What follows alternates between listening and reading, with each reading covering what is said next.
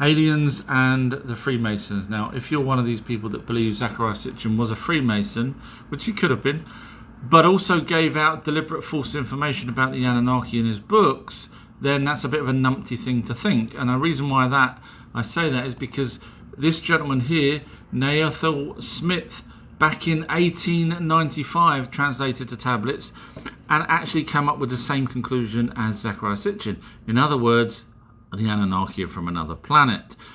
And he was actually tried for heresy. So when people say Zecharia Sitchin's full of crap, then this person's full of crap prior to Sitchin, and he wasn't a Freemason. And then also the Oxford University that also translates tablets and come out with the same conclusions as Zecharia Sitchin and this other guy and other people that's translated the tablets. Please, whoever keeps waffling on about Zecharia Sitchin being a Freemason, forget it. Doesn't matter. End of. I'm going to do a couple of videos on different religions, on what they believe happens after we die, and then I'll break down why they're completely wrong and you know, even silly to the point that no one's actually thought of these things. Obviously I have, but okay, so this one's the Church of Jesus Christ. Now this is what they say: when we die, our spirit and body separate. So everything that I've learned from clairvoyance, mediums, spiritualists, regression people, the spirit is not ours, it's a light energy being, it's an orb. But they do separate from us. Even though our body dies, our spirit, technically it separates, which is the essence of who we are. So in other words, it's like a hard drive, as I've said many a time before. The light energy being is a hard drive, basically, and stores everything that we did. That lives on, which is correct. Our spirit, not ours, a spirit goes to the spirit world. The spirit world is a waiting period where we receive the gift of resurrection. Slightly true, yeah. When our spirits reunite with our bodies, our future resurrected body cannot die and it will be perfect. Now, this is where it goes stupid, because there's X amount of billions of people here on Earth right now, which means either a brand new spirit has joined with or been born, if you go believe this, been born with every single person. That means no one's been resurrected yet, because otherwise I have been resurrected, in which case I feel pain. Do you get what I'm saying here? It's free from pain. No, I feel pain. So are you telling me that every single person that's living right now is a brand new spirit, has a brand new spirit, in which case that spirit hasn't been resurrected yet? Which makes no sense, because obviously they're talking about it's going to be resurrected, and we know from studies and clairvoyance, etc., that resurrection has already happened. So that just doesn't make sense. And also here it says it's because of the infinite love of Jesus Christ that everyone will be resurrected. Again, not correct, because there's ancient texts that predate Jesus Christ, talking about resurrections, talking about reincarnations. So when you've got older texts before Jesus Christ came along, how can Jesus Christ be the one that helps, basically gets the people resurrected, if he, it, she, they, them wasn't around prior? So it just, again, doesn't make sense. So excuse me. So I'm going to do other religions after this video as well. Hope you like this one. Let's have a laugh. I mean, look at what the Catholic Church says about afterlife. And I say laugh because it's, you know, let's take the rose-tinted glasses off and actually see it for what it is, the logic. I can't do anything other than use logic. The Church affirms that one day each of us will be called upon to account for our life, while Christ, our judge. Now, Christ came along 2,000 years ago. What happened to the people 300,000 years ago? They didn't have souls? You can't just pick and choose when you want to give them souls because you use the word Christ. It doesn't work like that. And here's another bit here. Individual judgment, sometimes called particular judgment, happens at the moment of death, when each individual will be judged on how they have lived their life. The soul will go to heaven, hell, or purgatory, depending on whether their actions have been judged as being in accordance with God's teachings or not. How stupid. How stupid is that?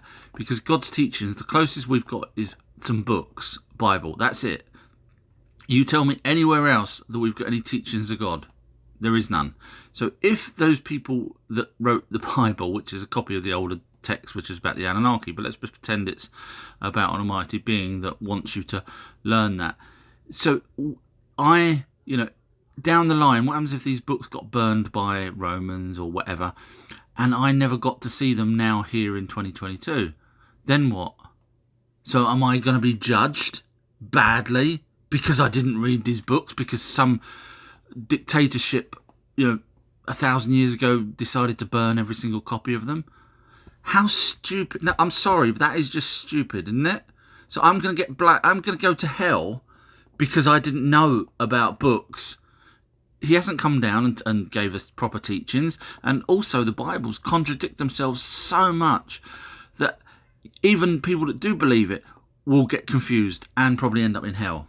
Of course, though, if you believe the original text, which there are original texts, British Museum, etc., that actually talk about the Anunnaki as the Bible talks about, but actually doesn't have any of the inconsistencies, the original text. And if you're unsure what I'm on about, please go back and watch my videos from number 1 onwards, or just look up Sumerian texts and you'll see that they talk about the flood, they talk about Noah. This predates the Bible. So one of them's right, the older ones or the Bible. I'll always go with the older ones. So it's just sad that I'm, I don't know, maybe it's just me. What do you think makes more sense? A light energy being, orb, that connects with our pineal gland when we're 3 to 4 months in the mother's womb and learns everything that we learn, and then when we die, it's like a hard drive, we're connected to it, we can control the orb, but eventually at some point or another it moves on to the next plane of existence, moves on up, and it goes back round again and then reincarnates in someone else. In other words, we don't have our own soul, we're connected to this orb. Or, as Buddhists would say, we have our own soul. Now, if we have our own soul, how does this work? So when the first people were born, they get their very first own soul. Then their children would have, the adults would have still been alive. So the children would have had to have a new soul with them. And how many millions and billions of people, have I still got a new soul? In which case, reincarnation hasn't happened for me yet. Or, at what point? How many souls are there? If every person's being born with a brand new soul, at what point does anyone reincarnate? It just doesn't make sense. So there would have had to have been a cut-off for people to have then started to reincarnate, because we know reincarnation is true, because the Virginia University's done studies and actually proved it. Clairvoyants, mediums, spiritualists, etc., and the people that's obviously had reincarnations and hypnotism. The list goes on. So reincarnation is real. So which ones do you think is real? We have our own soul. Now, if that's the case, then I would probably have 10,000 other spirits inside of me from previous generations. Or have I only got my very first own soul now? In which case, doesn't seem to be any reincarnation, because my children would have had their brand new spirit with their own soul. It just doesn't make sense. So, what's your thoughts?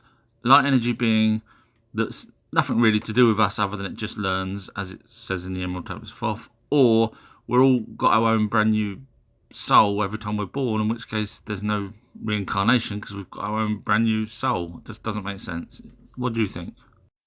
Following on from my previous videos about what happens when you die in different religions, this one's now Islam, and here it basically says that their soul is taken by the angel of death, and the soul enters a state of waiting until the day of judgment, and then 2 angels question that soul. Now, after 40 years of research with clairvoyants, mediums, spiritualists, etc., and past life regressions, etc., yes, there is a spirit that joins with us when we're 3 to 4 months in the womb. Yes, it leaves us when we die. And yes, it does a soul review, basically, and it reviews your own life. And then once technically it's learning, that's all it ever does. And it's not your soul, it's an entity that joined with you. And so everything that I've learned basically says there's no 2 angels that question your soul. It's your own reflection, or the spirit's own reflection of what happened in that past life, in that life that you just had. So, they're all fairly similar with their narratives.